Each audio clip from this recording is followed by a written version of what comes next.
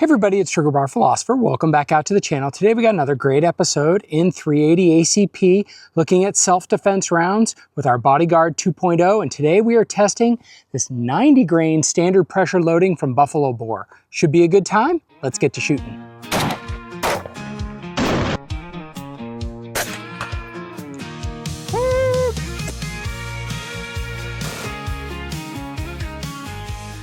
Well, today we're going to be talking about this Buffalo Bore 90 grain projectile and see in standard pressure and see how it performs in our ballistic testing setup.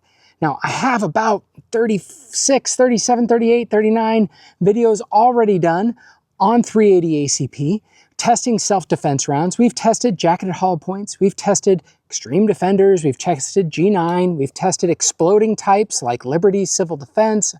We've tested spike ammunition. We've tested a whole bunch of different ammunition on the channel. We've tested hard cast, round nose, flat nose, all those things.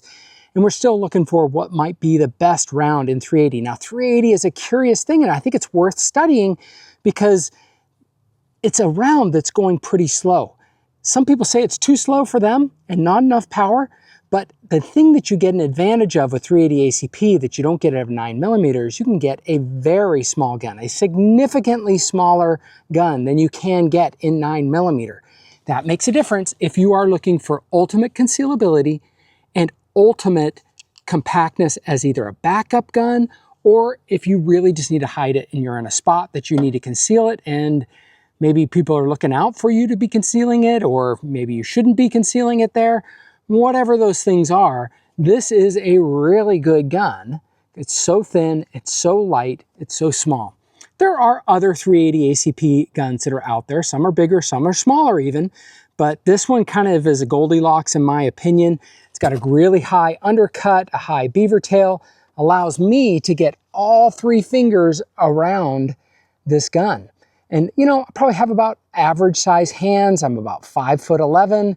I have three fingers on the gun here. Again, that high undercut and the high beaver tail allows you to get a very good grip on this gun. This gun is a little bit finicky. Some of them run all sorts of jacketed hollow points and different self-defense ammunition. Some of them don't. So you really got to test, no matter what you're doing, what your gun is going to be doing. So we've had this whole series. If you think, hey, Trigger-Bar, you haven't tested this, it's possible I have, so why don't you just use the search feature in YouTube, which is amazing. Now, with that said, we have looked at some other Buffalo Bore ammunition. We checked out one recently. It's more of an exploding type or a fragmenting type bullet. Didn't perform super great. Today, we're gonna look at their 90 grain offering. I don't think this is an XTP bullet. It does not look like an XTP bullet. I'm not sure what kind of bullet it is, maybe a V-Crown. I don't know. But the good thing about Buffalo Bore is they typically load their ammunition sufficiently hot. And even though this is standard pressure, even though they claim 1,025 feet per second with a 90 grain projectile, some people, for some loads of ammunition, that's their plus P version. And yes, I know there's no plus P version in 380 ACP, but that's what sometimes the ammunition manufacturers like to label it. So I suspect to get decent performance out of this today, but we'll see how this bullet performs. Again, the tricky part with 380 ACP is it's not going very fast, and that sometimes can lead to it not opening up. Now, I have a whole bunch of videos showing this. Even though it doesn't open up, a non-expanding jacketed hollow point often creates more damage, always creates more damage than a flat nose FMJ. So you're gonna have to do the cost equation. Is it enough more damage that warrants the extra cost? Now, that's your decision. How much is your life worth? Yeah, you're gonna have to make those types of trade-offs and those types of decisions. And hey, I'm not gonna hold it against anyone that's shooting hard cast or flat nose, especially you may want to have one or two of these in the first rounds in the chamber that expand and do really well in terms of a human tissue, and then maybe have some flat nose and some hard cast behind it that can get much deeper penetration. Those are all the trade-offs you're gonna have to do, but in this series, we're really trying to focus in and find a good self-defense round that might be a good expander and getting deep enough penetration. So we're talking about today, I have a test setup. It looks very similar to Gun Sam's because it is. I got the idea from Gun Sam. I got the idea actually from Dan the Wolfman, suggested I do some variation on his testing. It gives the audiences just a little bit different tests to look at. I'm sure Gun Sam's already tested this. I don't know that he's tested it with this gun, and I don't know that he's tested it with a setup exactly like mine. So what I like to do for our first shot into the gel, I like to do 2 layers of denim, 2 layers of t-shirt, followed by 2 inches of clear ballistic gel, then a 1/4 inch of medium density fiberboard, then a whole bunch more of clear ballistic gel. Gun Sam does 4 inches at the beginning.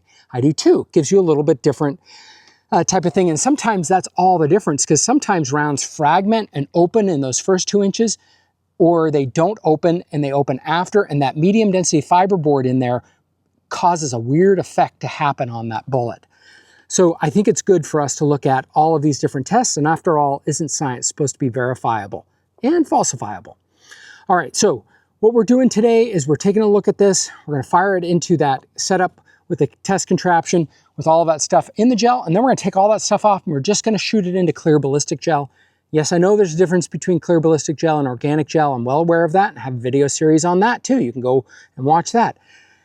But this is the test setup that we've used for most of the testing series after about episode 10 up to now, about 37 or 38. We've used this test setup so it allows us for consistency to compare one bullet to the next. And after all, that's really what we're looking at, because hey, look, bullets are going to perform different in me than they are going to perform different in you. Maybe different body types, maybe different fat, maybe different muscle, maybe different hardness of bone. It varies all over in the human condition. This test setup gives us a consistent condition to look at. All right, that's enough yapping. Let's go down and start shooting. We've got the 90 grain projectile from Buffalo Bore. I'm going to turn the slow motion camera on. And here we go.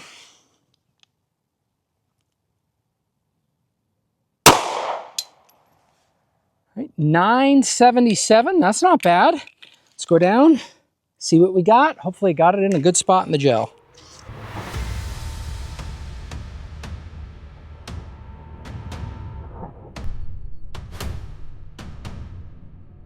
Got our projectile here, and it went in and did not expand. Looks like we might have gotten a little bit of tumbling. I don't know. Could have just been some disruption. We have a non-impressive hole right here at the beginning of the medium density fiberboard. Went in through our 2 inches of clear ballistic gel, our t-shirt, our denim, and got out to about 21 inches. Again, look at the disruption in that gel. It may not be super impressive to you, but it looks decent. Like it's doing the same work, I think, even better than a flat nose FMJ. Now remember, in 380, it's gonna have to be a little rounded and a little flat on top, not like a wad cutter. So it's not gonna be crushing like what you might get out of a revolver round that's a wad cutter. So in this case, this is pretty good in my opinion. Like it to expand, but if this is the worst case that your ammunition doesn't expand, well then, that's not too bad. And as we take a look at this, it did start to open up. That's why we got some decent disruption. You can tell there, but look at there. There's a whole bunch of clothing in there that just plugged that up. Absolutely plugged it up. So our t-shirt, our denim, got that plugged up. The top looks a little deformed after it might have hit the medium density fiberboard, and then it kept on going. So yeah, something to consider. I wish it would have expanded, but it didn't. It opened up just a little bit. That created some damage, got some decent penetration. One of the good things about 380 ACP is that even if this bullet doesn't expand, you're not going to get over penetration. That's when people say, oh, you don't want a round that doesn't expand. Well, in 380 ACP, what's the downside to that? You get kind of decent penetration. Sure, 21 inches may be a little bit too far, but it's not that far out of the realm. The FBI is 12 to 18 inches. Sure, but at the velocities towards the end, it's not doing a whole bunch. So versus a round in 10 millimeter doesn't expand, might go through all the way. All right, let's take all this off and just shoot it into the clear ballistic gel and see if we get expansion then. Well, next up, we got our Buffalo Bore 90 grain ammunition. Out of our Bodyguard 2.0, this time we're going into just clear ballistic gel. So I'm going to start this slow motion camera and we'll get our shot down range.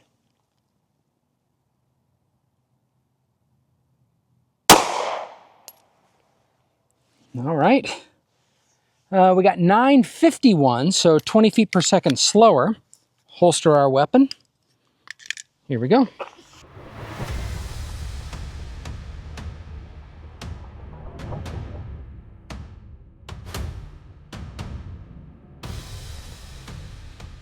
Bullet came in just like we wanted it to. Right over here, got some very nice spiral expansion and wound tracking going into this ballistic gel. It looks like we have a very nice expanded bullet. Didn't get super penetration. That's sometimes the problem with these expanding rounds. Sometimes in jacketed hollow points, and you worry about, oh, the bullet's not going to expand, so that's going to be horrible. In 380 ACP, sometimes the worst case scenario is the bullet actually does expand and you only get 9 inches of penetration. I know some people will say, 9 inches, that's, I'm not 9 inches thick. That would be fine. Well, we're not always shooting straight on. It's different angles. And again, you're not always going to have a naked attacker, and so you got to get through some other layers to get to the person. So those are things to consider on whether or not you like this round, and this is a round that you're going to be choosing. Okay, these are our 2 rounds. This is the one that expanded. Got very nice. In fact, some of the best expansion I've seen. Really kind of does look like a SIG V crown when I take a look at that, but out to about 0.56. That's very nice wound track again in there. Again, taking a look at the top of our non-expanding jacketed hollow point, 0.32. That's pretty good. That's a lot wider than you're going to get with a round nose. So again, not a bad bullet. I don't know if this is the one that I'm going to get. When it expands, that's too much expansion in my opinion. I like it expanding around 0.45 for 380 ACP. Feel like those are the rounds like XTP rounds. Those are the ones that get deep enough in here. Also the Federal HS or Hydroshock Deep. Those are the rounds that get the deepest when they expand, and at least out to that 12 inches. So yeah, that's what we're looking for, and this isn't quite there, but an interesting round. We have 5 shots. We have our Garmin Zero C1, which is a radar technology to get some measurements. Try to get a little bit larger group size so that we get a better statistical, meaningful average for what these velocities are doing out of this short 3.75-inch barrel in the Bodyguard 2.0, in case people are looking for the data on that. All right, here we go.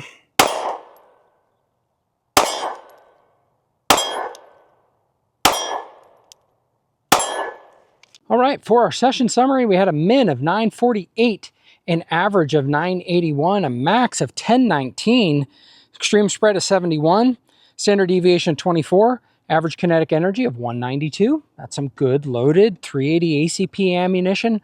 Above 180 is starting to get into good. Above 200 is what I really want to see, but this is decent. Buffalo Bore has a plus P version of this. I've got some. We will test it, not today, but we will test it. I wanted to do the standard pressure first.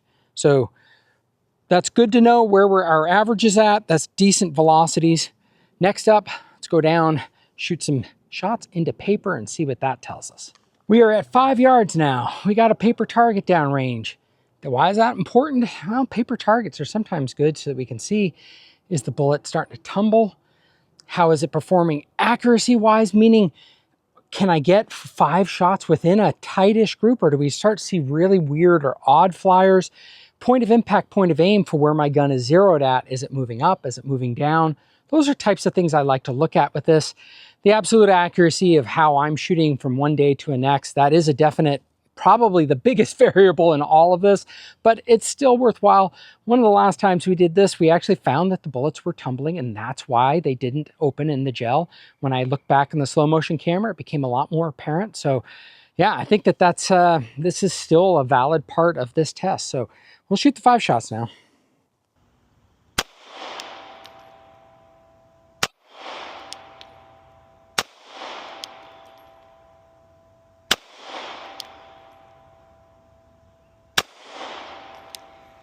Well, that's an exciting way to do it. Didn't get locked back. That sometimes happens. Let's go down and check it out. Yeah, so sometimes you see me shooting out here. Sometimes I can't feel my fingers because it's so freaking cold. Fortunately, we're warming up now. But that's a nice tight little group in there. All those bullets seem to be going straight in. Yeah, that's I like it when I have days like this, right? It's the little things in life that just make you happy. Let's wrap things up. You know, in our road of testing all of this ammunition, This is somewhere in the decent range. I mean, yeah, we didn't get expansion in with the clothing and with the t-shirt. The thing is Buffalo Bore loads these well enough that even when on the down shot we had 950, and on the up shot we had 970. Yeah, that's, you know, and then even some of the rounds were hitting 1,000. Would love more consistency, although you saw in my shooting at 5 yards, which a lot of self-defense distances are at, especially with 380, it didn't affect the accuracy. So these rounds are doing just fine. I think it's a valid group. Again, if it doesn't expand, that's pretty good. If it does expand, is it getting deep enough is my only concern with that. Again, you may want, you know, 1 or 2 of these and then Buffalo Bore's hard cast, which is what he likes to carry. He likes to carry the hard cast and the 380 ACP. You might do that, like carry 1 or 2 of these in your first shot and then go with the hard cast for the rest of them. If this opens up, this is a 0.56 diameter slug-ish, you know, lightweight slug. It's not like 230 grain slug going through you, but it's not a bad round. And again, it may have a role in your setup, or it may absolutely not. You may say, I don't like this at all. Tell me what you all think of this test result. Put in the comments below. Hope everyone has a great week, and let's get to shooting. From pistols to rifles, we'll take on the best. Review and each weapon, put them to the test. With revolvers and shotguns, we'll break it all down. The Second Amendment protects from the crown. Living for freedom.